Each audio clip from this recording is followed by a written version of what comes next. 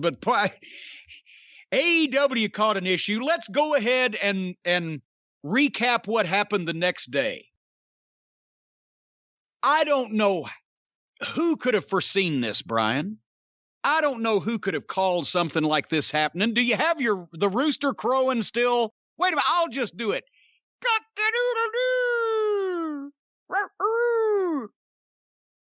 Because once again, you don't need to be a genius. You don't need to be a brain surgeon. You just have to have common sense to know what I've been saying about deathmatch wrestling and about a lot of this garbage for the past 10, 15, 20 years, however long. I haven't changed my tune, and it's the same thing, and here's an illustration. Nobody wants to sponsor this shit. It doesn't fly on television. It turns people off in the mainstream. The only people that tolerate this kind of shit are the people, as they say, in the wrestling bubble. But these people are in an even smaller bubble than the wrestling bubble. I talked about how that the EVPs are convinced that their shit don't stink because these acolytes fawn over everything they do. So therefore, they think they're over with everybody in the world when the majority of people in the world don't know that these other people exist in the fucking world. But now they're messing with the real world because it may not be a big thing. Oh, yeah, we're going to do the pizza cutter spot and then the light tube spot because they live in this outlaw mud show wrestling bubble that's even smaller than the real wrestling bubble. And it's no longer a shocking thing or something to cause anybody to take pause or to, wait a minute, what are we talking about here? When they say, yeah, I'll break the light tubes over you and then the pane of glass and then we'll do this. Because they think that this type of shit is acceptable in the normal world to normal, sane people like you and me, Brian, that used to watch wrestling, not fucking torture porn. So what happened the next day? I wasn't there in the chairman of Domino's office, but whoever runs Domino's, old Charlie Domino, the boss, right? Next morning, he apparently saw, well, Domino's is trending on Twitter what happened? And somebody in their office apparently had to tell old Charlie Domino, the head of this whole thing, well, yeah, actually what happened last night, we bought those spots on TNT, Turner Network Television, national cable. And right before our spot of our delicious pizza being cut by our sharp pizza cutter played, a convicted felon who's admitted to being addicted to drugs on several occasions and robbed a bank was slicing up another professional wrestler on TNT television with a pizza cutter. They were bleeding from their arms and their heads and breaking glass instruments over themselves. But the big thing was he was eating this guy's head up with a pizza cutter right before our fucking commercial. And then old Charlie Domino, like anybody with any fucking sense would, said, this was on TNT? This wasn't on some kind of goddamn X-rated porn channel or some fucking local station, but this was on TNT? They do that type of thing on television these days? Cut that fucking buyout.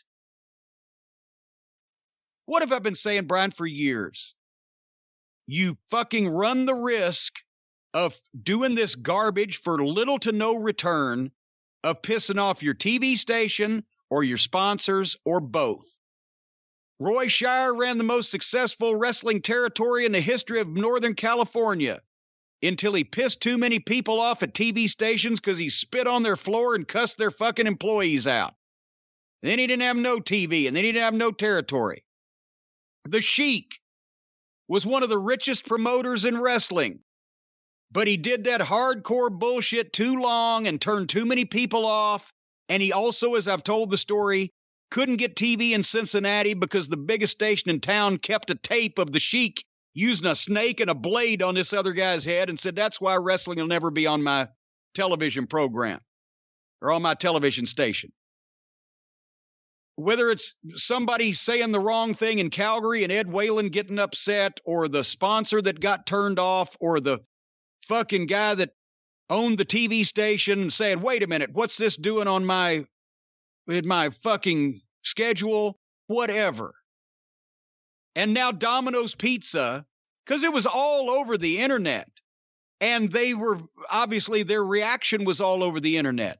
Now they're going to be going to TNT and saying, what the, you're putting our spots, and we spend a lot of money on this fucking show where these guys are wallowing around in broken glass, bleeding from asshole to appetite, and they're using a pizza cutter to slice each other up with right before our commercial. What the fuck's wrong with you people?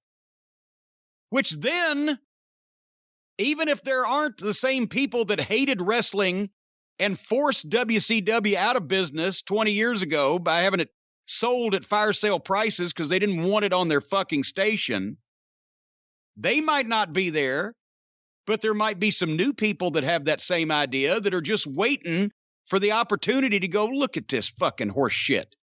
What's next? Are we going to actually telecast the freak show from the county fair and show the bearded lady and the world's fattest man and the two-legged fucking fetus and the goddamn four-legged fetus in the fucking glass jar? Is this, we're appealing to the lowest common denominator of viewer?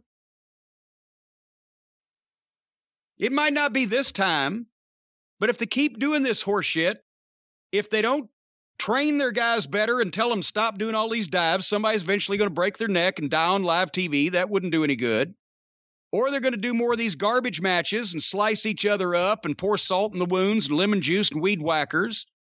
And maybe Black & Decker will be the next ones to get mad and pull their sponsorship.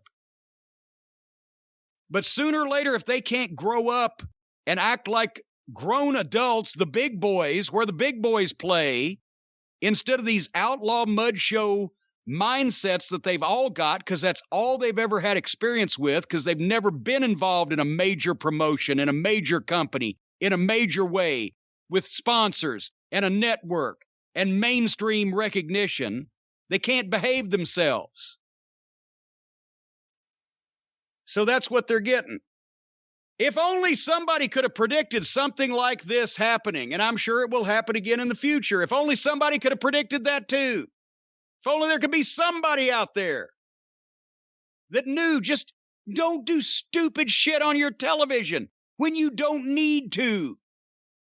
When you've got momentum with two of the biggest stars that you could possibly attain coming in, what if by the time they get there, they don't have a television program? Because TNT says, what the fuck are you people doing? This is low even for us. And we know the bar has been lowered, not only for television viewership, but just television content in general. The bar is definitely lower than it was 20 years ago. But even for us at this point in time, you people are unsuitable. Fuck, for nothing. Their rating would have been the same because they've hot-shotted everything and they had everything on this program like they had everything on last week. Now they're going to try to have everything on next week. Sooner or later, what do they follow this with? Is this the Daffy Duck routine where he follows Bugs Bunny's vaudeville act by drinking nitroglycerin and blowing up? And then as his spirit is ascending to heaven, Bugs looks up and says, "You got me there, Daffy. I can't top that." And Daffy looks down and says, "Yeah, but what do I do for an encore?" What are they going to do next week that follows this? And then when they get Daniel Bryan, they're going to follow him with CM Punk or vice versa. And by October, they're going to burn all that shit out. So the point I'm making is all they did was get in their own way.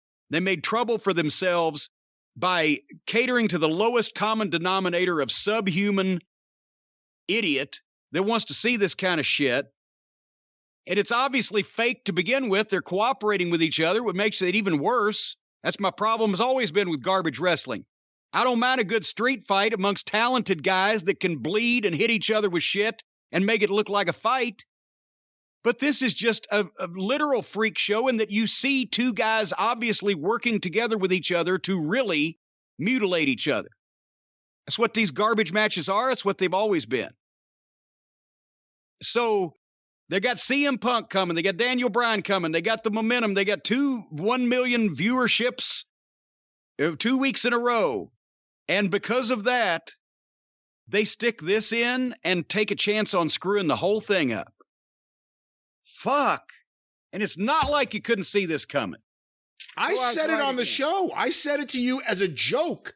I said, hey, wouldn't it be funny if AEW got a pizza sponsor for that match? And you said, no, they would never, ever do that.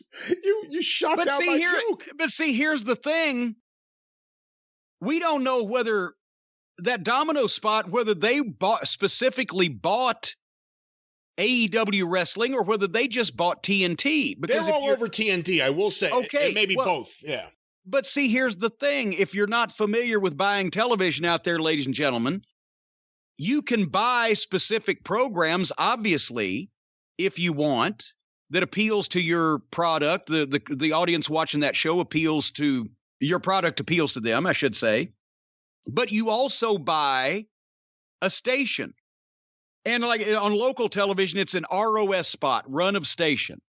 That means that you're going to spend $1,000 and you're going to get however many ROS spots, but they're going to pop up basically in unfilled commercial spots in various programs in various day parts, not specific programming. ROS spots, you can get more of them at less price each. And just if you've got a product that if you're just a food store, well, everybody eats food, so get an ROS spot. They'll pop up everywhere. The 6 o'clock news, 2 o'clock in the morning, whatever's not sold, you'll get. But if you've got a product or service that specifically appeals to viewers of certain programs, you spend a little more money per spot to buy those. So the question is, did they buy TNT all over the place? Or did they buy AEW in person? Personally, specifically. Specifically, yeah. If they bought AEW specifically, they'll never do it again. And if they bought TNT generally and ended up being placed there by some algorithm on the computer, then they're going to be screaming at TNT, what are you doing? And they're going to keep a closer eye on it. And the ad reps, the fucking people in the marketing department are then going to be told, watch this program, see what's in it. Are we going to get any more complaints? Let's try to catch problems before they come up. Now they're looking more closely at the program. Now they may be reticent to put certain spots in that show. It can't help a show they're paying for, by the way. A show that they pay AEW for. So they're getting headaches from people that pay them over something that they're paying for. Can you tell me in what business that's a good idea, no matter what kind of genre you're in? I can't. Okay. So that's simple. Cornette's right again, because it's not hard to figure out. Don't do stupid shit. Closing thoughts on this program. It would have been funny if AEW disavowed Domino's Pizza for their shitty pizza. Well, now there you got something there. It's the same thing. Domino's is the McDonald's of burgers. They sell more. They don't taste better, but they sell more. McDonald's they got a lot of money. What now? McDonald's of pizza. The McDonald's of pizza. Wait, yes, that's exactly what I sent out by mental telepathy. That's right. And you heard it. But yeah, I'm not saying it's the greatest pizza. And of course, you have some questionable taste in pizza, but we won't even go into that. I know my pizza. Mr. No Meat. I know my pizza, and you know that's true. Nevertheless, we're not talking about the quality of Domino's Pizza. We're talking about the amount of money they spend on advertising, which is massive, and the pull that they probably have with the fine folks at Turner Network Television. And there's going to be some conversations about this for the various reasons that I just mentioned. And it's not because I'm a goddamn know-it-all smarty pants that I'm saying this. It's because I've been dealing with TV stations for 30 fucking years. And this is the kind of shit that happens. Well, Mr. Know-It-All Smarty Pants, a few things before we wrap up. One is, I have an idea of how AEW can get out of this to their benefit. How? All of a sudden on Dynamite, I think they're back in Jacksonville next week, right? All of a sudden, a car pulls up during Dynamite. It's not a car. It's an ambulance. Out of the back, oh my God, Shaquille O'Neal What's he doing here? Why does he have Papa John's pizza with him? He's delivering a Papa John's pizza. He's delivering Papa John's to announce that they will be the new sponsor of AEW. Fuck you, Domino's. Shaq's in the house. But anyway, I have to bring this up before we wrap up, because several people, while we've been recording, have been sending it to me. I have not read The Observer yet, but Dave's review of Jericho Engage, briefly, I'm not going to read the whole thing. This match was... How long could it be? Well, here's what the important part is. This match was insane. I hated it personally, but it absolutely worked to the live crowd, and you really have to go 4 stars or even more. What? Because it both worked for the audience as far as execution and building, as far as the execution, and building it was great. And building it was, yeah, that's what he wrote. So 4 stars, possibly more, although he hated it. But because people in the room liked it, it got the 4 stars. But wait a minute, like we mentioned earlier in the program, Ultimate Warrior versus anybody never got the 4 stars, even though those people were just jumping up and down and fucking masturbating furiously.